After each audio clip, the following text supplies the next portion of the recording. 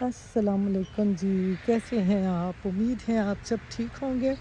अल्हम्दुलिल्लाह हम सब भी ठीक हैं। तो आज है जी मेरे बेटे की बर्थडे। हैप्पी बर्थडे बेटा। आपने ऑलरेडी कह दिया था। आप वैसे कह दो ना थैंक यू।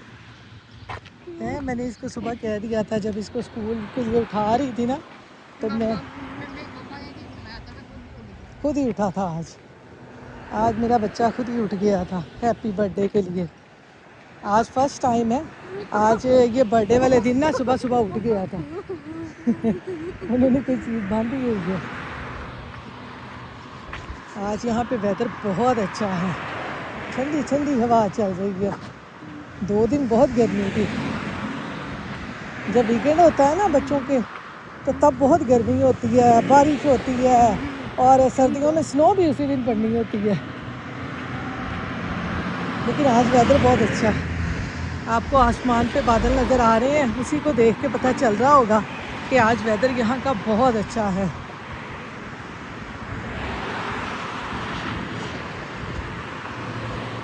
आज अब्दुल की बर्थडे है। आज बाकी तैयारी मैंने थोड़ी सी कर ली थी, बाकी तैयारी इसको स्कूल छोड़ के आने के बाद करूँगी। फिर रात को सारे गेस्ट आएंगे, फिर इसकी बर्थडे करेंगे, हैप्पी टू करेंगे, ऐसे ही ना। पहले तो स्कूल में करेंगे। अच्छा, स्कूल में आज करनी है? स्कूल में तो आपको बाद में करनी है। देखो हल्की हल्की बारिश हो रही बट है। आप दोनों ने आना है। मैंने तो आना है, वो भी मैं आपके साथ शेयर करूँगी। इसके स्कूल भी जाना है हमने इसकी बर्थडे करने। तो चलें इसको स्कूल छोड़ के, इसको स्कूल छोड़ के फिर आपसे मिलते हैं। तो यहाँ पर जी अब्दुल को स्कूल छोड़ के आने के बाद ना फ़ौरन ही मैंने अपना काम शुरू कर दिया, यानी डस्टिंग वगैरह शुरू कर दी है। बेड शीट वगैरह मैंने कहा जल्दी से चेंज कर लें, फिर बाकी जो चीज़ें हमारी पेंडिंग रह गई हैं ना खाना बनाने वाली, फिर वो करूँगी। सबसे पहले जो है मैंने कहा बेड शीट वगैरह चेंज कर लूँ, क्योंकि बेड शीट वगैरह भी सारी चेंज होने वाली थी। तो बस घर में आपको पता है जैसे कि किसी ने आना हो या दावत वगैरह हो ना, तो साथ ही साथ हमारे घर की ना डस्टिंग भी शुरू हो जाती है।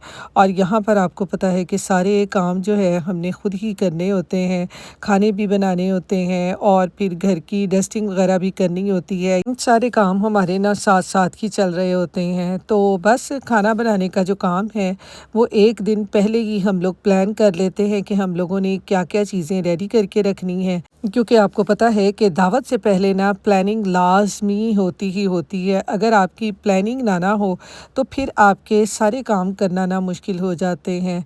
तो इसलिए दावत से एक दिन पहले हम लोगों की जो प्लानिंग है वो शुरू हो जाती है कि हम लोगों ने क्या क्या चीज़ें बना के रखनी हैं। तो कल मैंने थोड़ी सी चीज़ों की कटिंग वगैरह करके और हलीम वगैरह बना के रख लिया था, जो कि आपसे मैंने शेयर कर दिया था। और बाकी की जो तैयारी है उसकी मिक्सिंग की और बाकी जो चीज़ें बनानी है वो आज आपके साथ शेयर करूँगी, क्योंकि अगर फिर सारी चीज़ें एक ही दफ़ा आपके साथ शेयर कर देना तो फिर वीडियो जो है वो बहुत लंबी हो जाती है। तो खैर आज की भी मेरी वीडियो थोड़ी सी लंबी है, तो आपने पूरी देखनी है कि मैंने किस तरह से जो बाकी तैयारियां हैं वो कंप्लीट की थी। तो यहाँ पर तो फ़िलहाल अभी घर की डस्टिंग का काम चल रहा था, तो मैंने कहा पहले डस्टिंग कंप्लीट कर लें, उसके बाद खानों की तरफ चलेंगे, क्योंकि अभी सुबह के यहाँ पर ना 9 बजे का टाइम है और मैंने उठते ही बस अपने सारे काम शुरू कर दिए थे। क्योंकि घर में जब दावत हो और इस तरह से किसी ने आना हो ना, तो फिर तो आपको नाश्ते की भी होश नहीं होती। जैसा कि आज मैंने भी ना बस हल्का-फुल्का नाश्ता किया था। नाश्ता क्या, बस चाय का 1 कप लिया था और साथ ही मैं अपना काम करने शुरू हो गई थी, क्योंकि हमारे जो छोटे-छोटे काम होते हैं ना, ये पेंडिंग पड़े होते हैं। जब तक हम इनको कंप्लीट ना करें, हमें उस वक़्त तक ज़हनी सुकून नहीं होता। और फिर घर की डस्टिंग कंप्लीट हो जाए ना, तो ऐसे लगता है कि जैसे ना सारे काम ही ख़त्म हो गए हैं। बस डस्टिंग का काम मुझे ना थोड़ा-सा मुश्किल लगता है, बाकी खाना बनाने का काम जो है वो मुझे बिल्कुल भी मुश्किल नहीं लगता, खाना जल्दी से बन जाता है। बस मुझे ना डस्टिंग का काम थोड़ा-सा मुश्किल लगता है। जब आप लोगों के घर में दावत हो तो आपको सबसे मुश्किल काम क्या लगता है, मुझे कमेंट बॉक्स में ज़रूर बताइएगा। जैसा कि मैंने आपको बताया कि मुझे डस्टिंग का काम ना थोड़ा-सा लंबा लगता है। तो यहाँ पर सबसे पहले डस्टिंग जो थी ना वो मैंने अब्दुल के कमरे से शुरू की थी, क्योंकि बच्चों के कमरे जो है ना वो सबसे ज़्यादा मैसी होते हैं। बस बच्चे गेमें जब खेलते हैं ना, फिर बच्चों को होश नहीं होता कि उनकी जो चीज़ें हैं ना वो कहाँ जा रही हैं और कमरों का क्या हाल हो रहा है। बस फिर माएँ जाने और कमरे जाने, बस बच्चों को कोई होश नहीं होता। और आज जैसे मैं अब्दुल के कमरे की सफाई कर रही थी ना, साथ साथ ही मुझे अब्दुल के बचपन के दिन याद आ रहे थे कि बच्चे देख लें कल कितने छोटे होते हैं और दिन गुजरते हुए पता ही नहीं चलता, और देखते ही देखते ना बच्चे बड़े हो जाते हैं। और माशाल्लाह से आज अब्दुल पूरे 10 साल का हो गया है, और मुझे वही दिन बार बार याद आ रहे थे जब अब्दुल पैदा हुआ था। और देखते ही देखते आज माशाल्लाह से अब्दुल 10 साल का हो गया है कि वक्त गुजरने का पता ही नहीं चलता। कल बच्चे इतने छोटे होते हैं, पैदा होते हैं, बस हमें और फ़िक्र होती है, और जैसे बच्चे बड़े होते जाते हैं हमारी फ़िक्रें भी जो है ना उसके साथ ही चेंज होती जाती हैं। तो यहाँ पर मेरी तो दुआ है कि अल्लाह मियाँ सबके बच्चों को अपने हिफ्ज़ ईमान में रखे, सबके बच्चों को सेहत और तंदुरुस्ती वाली लंबी ज़िंदगी दे, और सब माँ बाप को अपने बच्चों की खुशियाँ देखना नसीब करे। आमीन सुम्मा आमीन। तो यहाँ पर देखें जी, अब्दुल का कमरा मैंने साफ़ कर लिया है। अब मैं आ गई थी यहाँ अपने बेडरूम की तरफ। मैंने कहा जल्दी से इसका भी मेक ओवर कर लें। तो बस आपको पता है कि घर में जब भी किसी ने आना होता है तो हमारी सबसे पहली कोशिश यही होती है कि घर जो है ना हमारा साफ़ सुथरा हो। तो आज सुबह ही ना मैंने अपना काम जो है वो शुरू किया था घर की डस्टिंग से, क्योंकि खाना जो है वो मैंने कल थोड़ा सा बना लिया था।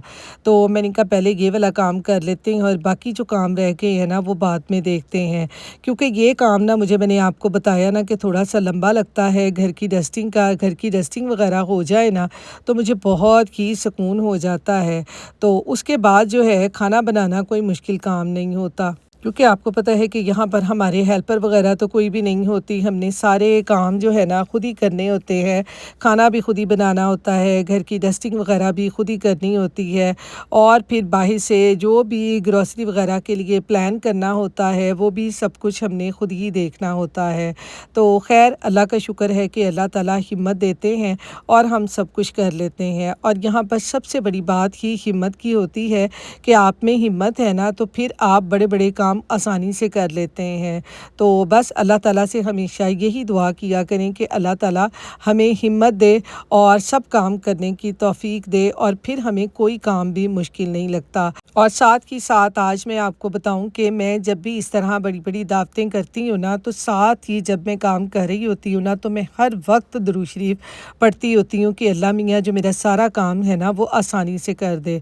और माशाल्लाह से दुरूद शरीफ में यानी अल्लाह ताला के कलाम में इतनी बरकत है कि अल्लाह ताला इतनी हिम्मत दे देते हैं ना कि आप बड़े बड़े काम भी आसानी से कर लेते हैं। इसलिए जब भी आपके घरों में इस तरह से काम हो ना तो काम करते करते ना ज़रूर दुरूद शरीफ का या कोई भी अल्लाह ताला के कलाम का विर्द किया करें, ताकि आपके काम आसान हो जाएं।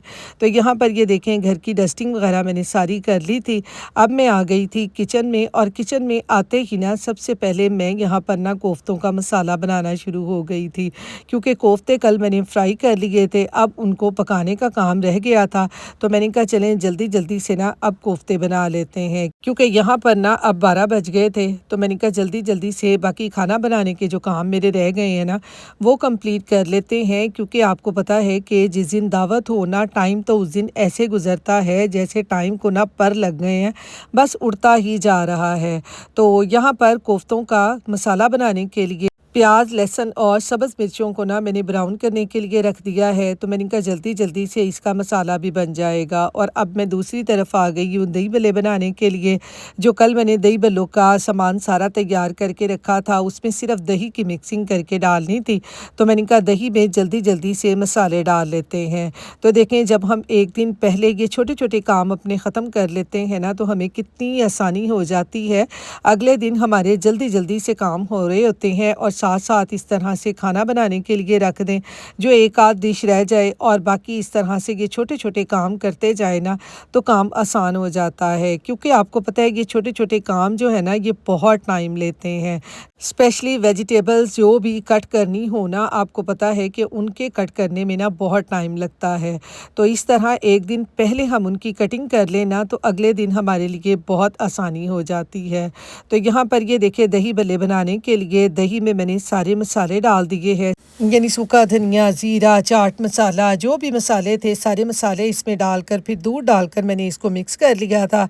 और अब इसमें डाल देंगे धनिया पुदीने की सब्ज़ चटनी, और दूसरी तरफ जो मैंने प्याज, लहसुन और सब्ज़ मिर्चें भी ब्राउन होने के लिए रखी थी वो भी ब्राउन हो गई हैं। इसको मैंने चूल्हे से एक साइड पे कर दिया था ताकि ठंडा हो जाए, फिर इसको ग्राइंड कर लेंगे।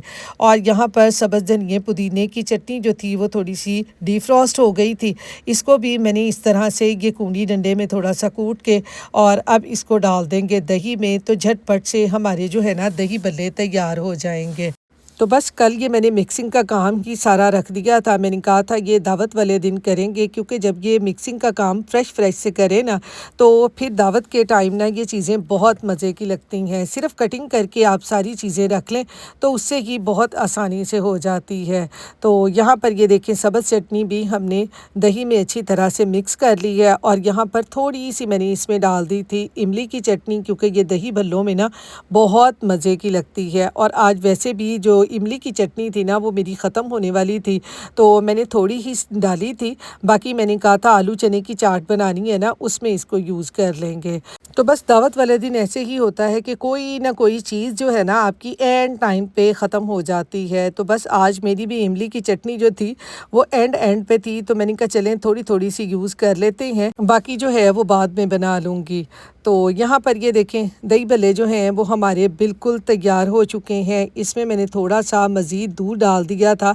तो मैं जब भी दही भल्ले बनाती हूँ ना तो इसमें मैं पानी का बिल्कुल भी इस्तेमाल नहीं करती, मैं हमेशा इसमें दूध डालती हूँ या मैं इसमें ना हैवी क्रीम डाल देती हूँ। उससे जो दही भल्ले हैं वो आपके बहुत क्रीमी और बहुत ही ज़बरदस्त बनते हैं। जब भी आप दही भल्ले बनाएं ना तो इसमें पानी का इस्तेमाल आप बिल्कुल ना करें, दूध डालें या इसमें कोई भी क्रीम डाल लें, उससे ये दही भल्ले बहुत ही अच्छे बनते हैं। तो यहाँ पर इसमें मैंने अब डाल दिया है दही भल्लों वाला मसाला, ये भल्लों के साथ ना मिलता है और ये मसाला ना बहुत ही मज़े का होता है। तो यहाँ पर ये देखें अब मैंने इसमें भले डाल दिए हैं जिनको मैंने कल ही ना गर्म पानी में सोख करके रख दिया था, और आज माशाल्लाह से जो भल्ले हैं ना वो फूल के इतने बड़े बड़े हो गए थे। तो यहाँ पर जी एपेटाइज़र के लिए हमारे जो दही भल्ले हैं वो तैयार हो गए हैं, यानी एक डिश हमारी जो है वो कंप्लीट हो गई है। अब दही भल्लों को रख दूँगी जी मैं फ्रिज में ताकि ये ठंडे ठंडे से हो जाए और दावत के टाइम ना और मज़े के लगें। इसके ऊपर छिड़क देते हैं और ये दही भल्लों वाला मसाला। तो यहाँ पर ये देखें दही भल्लों की हमारी क्या लुक आई है। तो चलें इसको रखते हैं फ्रिज में। अब आ जाते हैं आलू चना चाट की तरफ, जो कि कल मैंने सारी कटिंग करके रख दिए थे। अब इसमें डालते हैं जी चटनियाँ और मसाले, और इनको भी मज़ेदार से बना के ना इसको भी फ्रिज में रख देते हैं। तो यहाँ पर मैंने आपको बताया ना कि इस तरह चीज़ों की कटिंग करके रख लें ना तो कितनी आसानी होती है। तो यहाँ पर आलू चना चाट की चटनी बनाने के लिए ना सबसे पहले इसमें मैंने डाली है इमली की चटनी। अब इसमें आप ढेर सारा लेमन निचोड़ दें, क्योंकि आलू चने की चाट जो है ना वो खट्टी मीठी ही अच्छी लगती है। और जैसे ही यहाँ पर ना मैं जब भी दावतों के लिए आलू चना की चाट बनाती हूँ ना, मुझे पाकिस्तान की रेडियों वाली जो चाट है ना वो बड़ी ही याद आती है, बहुत ही मज़े की होती थी। एक वो रेडियों वाली, और दूसरी जो पाकिस्तान की ट्रेनों में ना वो आलू चने मिलते थे, वो भी बहुत ही मज़े के होते थे। कि जब भी हम लाहौर में ट्रेन में जाते थे या गुजरावाला मेरी बाजी रहती थी उनके पास जाते थे ना, तो अक्सर हमने ट्रेन में ना वो आलू चने लाजमी खाने होते थे, बहुत ही मज़े के होते थे। और साथ ही ट्रेनों में वो जो बाल्टियों में ना वो बोतलें होती थी वो भी बड़ी मज़े की ठंडी ठंडी सी साथ होती थी, और साथ में आलू चने की चाट, बहुत ही मज़ा आता था। तो खैर यहाँ पर आलू चने की चाट बनाने के लिए मैंने इसमें डाली है थोड़ी सी इमली, थोड़ी सी हॉट सॉस, और थोड़ी सी मैंने इसमें केचप डाली है, और बाकी सारे इसमें मसाले डाल दिए हैं, नमक, मिर्च, सूखा धनिया, ज़ीरा, पानी पूरी मसाला, चाट मसाला, और चटनी को अच्छी तरह से मिक्स करके ना आलू चना की चाट के साथ मिक्स कर देना है। तो ये बहुत ही मज़े की चाट बनती है। आप एक दफ़ा बनाएंगे ना आपके घर वालों को या दावत पर लोगों को इतनी पसंद आएगी ना कि आप ये चाट बार बार बनाएंगे। और फिर इसके अंदर ना मैंने डाल दिया था ये धनिया पुदीना, जो कि मेरे पास फ्रोज़न पड़ा हुआ था, मैंने काट के इस तरह से फ्रीज़ किया होता है, तो वो मैंने इसमें डाल दिया था। तो यहाँ पर ये देखें हमारी आलू चने की चाट जो है ना वो कितनी यमी यमी बनी थी कि मेरा तो इस तरह से देख देख के ही ना मुँह में पानी आ रहा था, जैसे कि मैं इसकी वॉइस ओवर कर रही थी। तो चलें, आलू चने की चाट भी हमारी तैयार हो गई है। इसको भी बाउल में डालते हैं और इसको भी रखते हैं फ्रिज में। तो बस आपको पता है कि एपेटाइज़र के लिए ये चीज़ें दावत में बहुत ही मज़े की लगती हैं।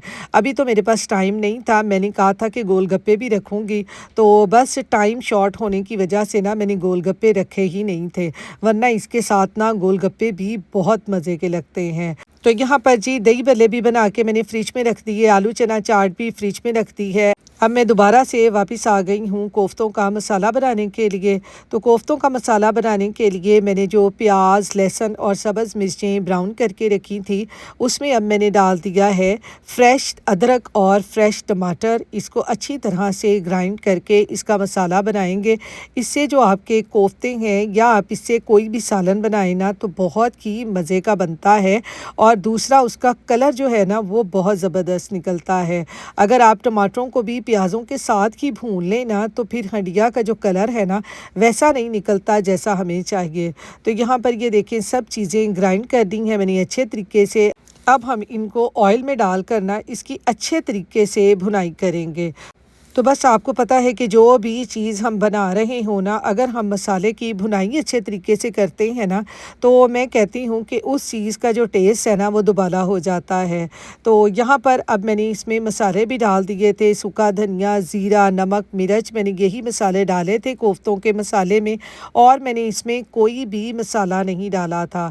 थोड़ा सा यहाँ पर मैंने दही डाल दिया था, और बस वो मेरा जो क्लिप है वो शूट नहीं हुआ था, तो मैंने कहा चले मैं आपको बता देती हूँ कि इसमें मैंने थोड़ा सा दही भी डाला था भूनते हुए, ताकि इसकी ग्रेवी अच्छी बने। अब मैंने यहाँ पर डाल दिए थे इसमें कोफ्ते जो कल मैंने फ्राई करके रखे थे। तो यहाँ पर कोफ्ते मेरे ज़्यादा थे और पैन मेरा छोटा था, तो इसलिए मैंने ना उसको दूसरे पैन में ट्रांसफ़र कर दिया था। अब हमने मसाले में कोफ्ते डालकर इनकी भी अच्छे तरीके से भुनाई करनी है, ताकि हमारे जो कोफ्ते हैं ना वो यमी यमी से बने। तो बस आज मुझे ना सालन बनाने की कोई भी समझ नहीं आ रही थी कि आज मैं क्या बनाऊं। तो मुझे कोफ्ते ही सबसे ज़्यादा आसान डिश लगती है, क्योंकि कोफ्ते जो हैं वो बहुत जल्दी बन जाते हैं। और वैसे भी आपको पता है कि हर दावत में एक ग्रेवी वाला सालन तो लाजमी बनता ही बनता है। तो मैंने कहा चलें कोफ्ते बना लेते हैं। तो कोफ्तों को यहाँ पर अच्छे तरीके से भूनने के बाद अब हमने इसमें डाल दिया है पानी, और पानी डालने के बाद ना अब मैंने इसको हल्की आंच पर पकने के लिए रख देना है। तो हमारे जो कोफ्ते हैं ना वो अच्छी तरह से पक जाएंगे और तैयार हो जाएंगे। तो यहाँ पर ये देखें, ये जो टमाटर मैंने बाद में डाले हैं ना, तो देखें इससे जो हमारे कोफ्तों का कलर है ना वो कितना ज़बरदस्त आया है।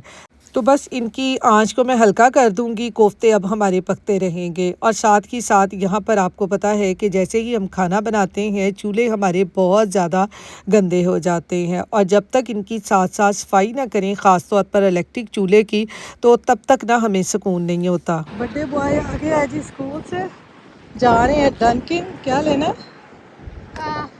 मंचकिन वनीला आइसक्रीम साथ में ड्रिंक। हाँ, डोनट्स, सब बच्चों के लिए डोनट्स है ना। ये क्या है? उन्होंने मुझे ये दिया बर्थडे के लिए। ये किसी ने दिया था? आज किसी की बर्थडे थी? परसों आपने भी तो जाना है ना स्कूल बर्थडे के लिए। तो यहाँ से जी बच्चों के लिए हमने लेने हैं डोनट्स और वनीला आइसक्रीम, इसलिए हम अब आ गए हैं इसको स्कूल से लेके डंकिन।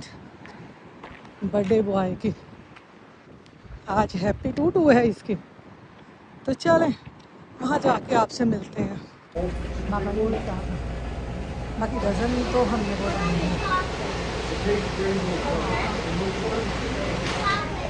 दोनों कौन से लेंगे?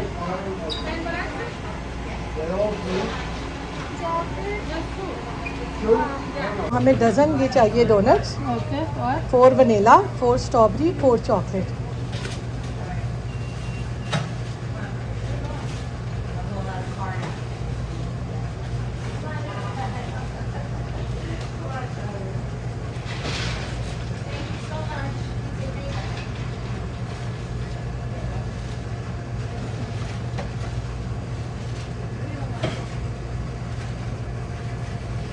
तो यहाँ पर जी अब्दुल को स्कूल से लेके ना मैं चली गई थी डनकिन से मैंने लेने थे डोनट सब बच्चों के लिए। अब मैं आ गई हूँ घर और घर आते ही ना सबसे पहले मैंने मीठा बनाना शुरू कर दिया है, क्योंकि कल मैंने जो है कस्टर्ड बॉईल करके रख लिया था ताकि कस्टर्ड जो है ना हमारा वो अच्छे तरीके से ठंडा हो जाए। तो यहाँ पर कस्टर्ड देखें अच्छे तरीके से ठंडा हो गया है और काफ़ी ज़्यादा ही थिक हो गया था। तो मैंने कहा चलें जल्दी जल्दी से ना अब इसको भी असम्बल करते हैं और फ्रिज में रखते हैं ताकि हमारा जो फ्रूट ट्राइफल है ना वो भी ठंडा ठंडा सा हो जाए। तो यहाँ पर जी फ्रूट ट्राइफल में डालने के लिए अब मैं काटने लग गई हूँ फ्रूट्स। आप इसमें कोई से भी फ्रूट डाल सकते हैं जो आपके पास अवेलेबल हों। मेरे पास आज अवेलेबल थे जी यहाँ पर बनाना और एप्पल, और इसमें मैं डालूँगी फ्रूट कॉकटेल और साथ ही साथ इसमें मैं डालूँगी ये वनीला आइसक्रीम। इससे जो हमारा फ्रूट ट्राइफल है ना वो बहुत ही यमी सा बनेगा। आप जब भी फ्रूट ट्राइफल बनाएं ना इसमें वनीला आइसक्रीम या जो भी फ्लेवर आप कस्टर्ड का यूज़ कर रहे हैं ना आप वो आइसक्रीम इसमें डालें तो जो आपका फ्रूट ट्राइफल है ना वो बहुत ही मज़े का बनता है। तो यहाँ पर मैंने कस्टर्ड बनाया था वनीला का और इसलिए मैंने इसमें ना वनीला आइसक्रीम डाल दी है ताकि इसका फ्लेवर जो है ना और अच्छा आ जाए। तो यहाँ पर कस्टर्ड में वनीला आइसक्रीम मिक्स करके ना उसको मैंने रख दिया है फ्रिज में। अब यहाँ पर मैंने ली है हैवी विपिंग क्रीम, इसको अच्छे तरीके से विप कर लेंगे। तो यहाँ पर जैसे ही मैंने विपिंग क्रीम को बाउल में डाला विप करने के लिए जी विपिंग क्रीम ने तो उडारियाँ मारनी शुरू कर दी।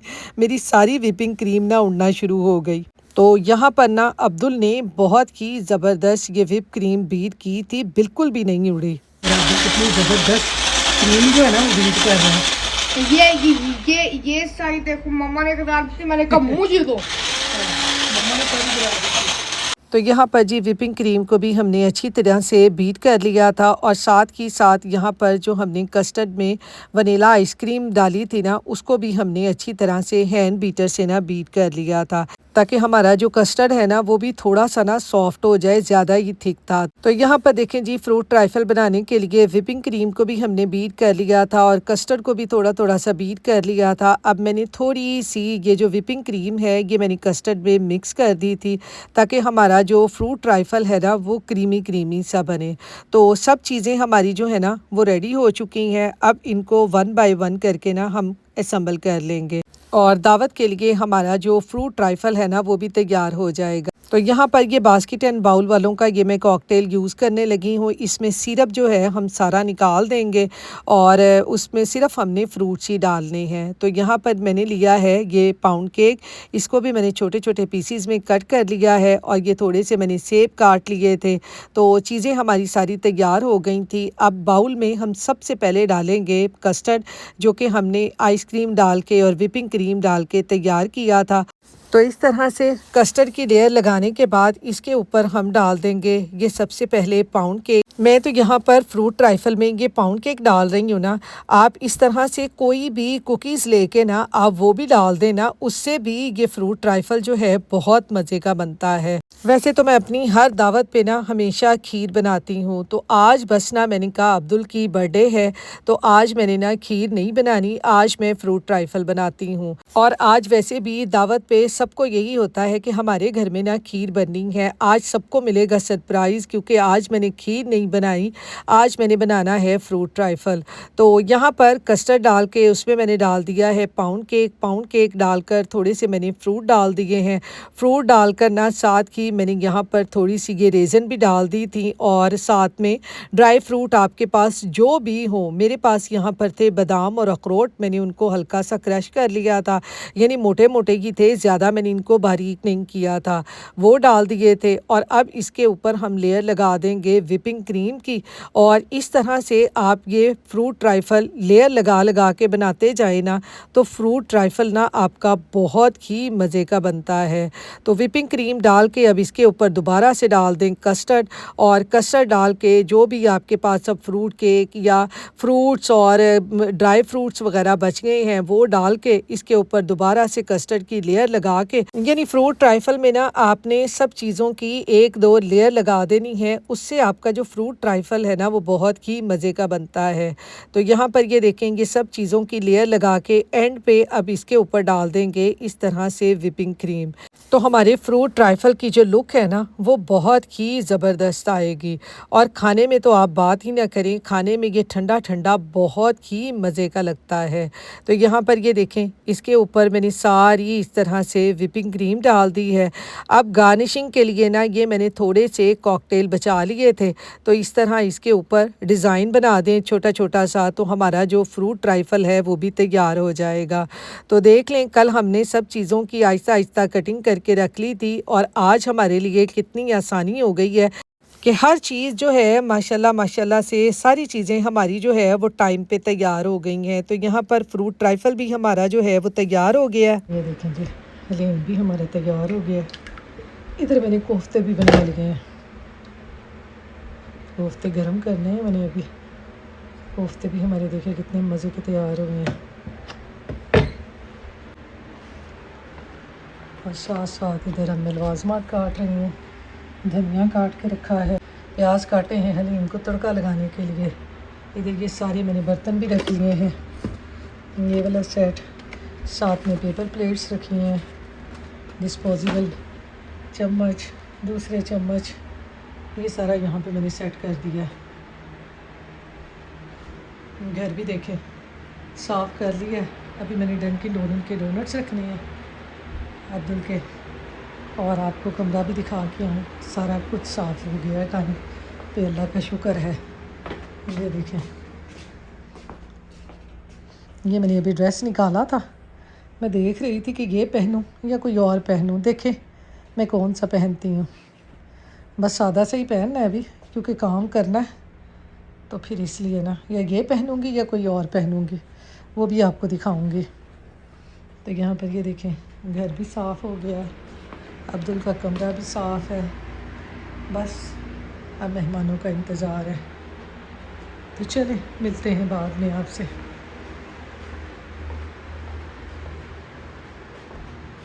तो अब यहाँ पर जी मैं प्लेट तैयार करने लगी हूँ डोनट्स की, जो हम डंकी डोनट से लेके आए थे, और साथ ही साथ यहाँ पर मैं अल्लाह ताला का लाख लाख शुक्र अदा कर रही थी कि अल्लाह ताला ने हमें हिम्मत दी है कि हम अपने बच्चों की खुशियाँ जो हैं वो पूरी करने की कोशिश करते हैं, क्योंकि हर माँ बाप ही बच्चे उनके 4 हों 5 हों 1 हो, वो अपने एक एक बच्चे की खुशियाँ पूरी करने की ना कोशिश करते हैं। तो यहाँ पर बस अल्लाह ताला का लाख लाख मैं शुक्र अदा करती हूँ कि अल्लाह ताला हमें हिम्मत देते हैं और हम अपने बच्चों की खुशियाँ पूरी करते हैं। तो बस आज जैसे कि सारे काम मेरे मुकम्मल हो चुके थे, तो फिर मैंने पढ़ी नमाज़, और नमाज़ पढ़ने के बाद ना मैंने अल्लाह ताला का बहुत बहुत शुक्र अदा किया। और आपने भी माशाल्लाह से मेरे अब्दुल के लिए बहुत ज़्यादा दुआएं करनी हैं। जब भी आप नमाज़ पढ़ा करें तो सब बच्चों को अपनी दुआओं में लाज़मी याद रखा करें कि अल्लाह ताला हमारे बच्चों को अपने हिफ्ज़ व ईमान में रखे, सेहत व तंदुरुस्ती वाली लंबी ज़िंदगी दे। तो मैं तो जब भी नमाज़ पढ़ती हूँ ना तो सब बच्चों के लिए मैं बहुत ज़्यादा दुआएं करती हूँ कि अल्लाह ताला सबके बच्चों को अपने हिफ्ज़ व ईमान में रखे। तो यहाँ पर ये देखें डोनट्स की प्लेट भी हमने तैयार कर दी है, और ये जो उस दिन ट्रे लेके आई थी इसमें मैंने थोड़ी सी ये कैंडीज़ रख दी थी, क्योंकि बच्चे जो हैं वो बहुत शौक़ से खाते हैं। तो माशाल्लाह माशाल्लाह से जी सारा काम मेरा कंप्लीट हो चुका है, और साथ ही साथ अब हमारे गेस्ट आना शुरू हो गए थे। सबसे पहले अब्दुल के दादा अबू जो हैं वो आ गए थे, और साथ साथ ही यहाँ पर ये देखें मैंने खाना भी रखना शुरू कर दिया था। तो यहाँ पर हलीम को तड़का भी मैंने लगा दिया था, और साथ ही कोफ्ते भी गर्म कर लिए थे, और साथ ही साथ ये उस दिन वाली जो कड़ी थी ये भी मैंने निकाल के ना गर्म कर ली थी। तो मैंने कहा चलें इसको भी दावत में यूज़ कर लेते हैं। और यहाँ पर सारा खाना जो है वो मैंने रख दिया था काउंटर पे, और जैसा कि मैंने आपको बताया कि जो बिरयानी है वो मेरी नन्द ने तैयार की थी। तो यहाँ पर ये देखें जी खाना हमारा जो सारा है वो काउंटर पे लग चुका है। अब आपने मुझे कमेंट बॉक्स में ज़रूर बताना है कि ये अब्दुल की बर्थडे की जो सारी वीडियो है उसकी तैयारी और सब कुछ आपको कैसा लगा है, आपने मुझे ज़रूर कमेंट बॉक्स में बताना है। और आज की जो मेरी वीडियो है ना वो आपने फुल देखनी है। और यहाँ पर ये देखें, ये जो पिज़्ज़े हमने मंगवाए थे ना, बच्चों ने उन पे पहले ही धावा बोल दिया था। तो बच्चे जो हैं, आपको पता है कि वो घर का खाना कम और इस तरह के जो जंक फूड होते हैं वो सारे खाते हैं। अब अब्दुल यहाँ पर ना अपनी ये हल्की फुल्की सी डेकोरेशन लेके आया था।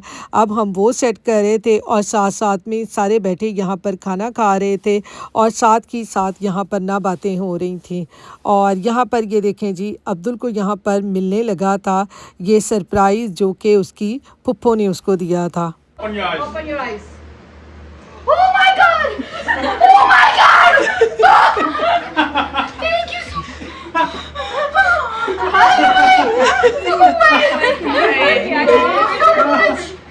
It's a PC.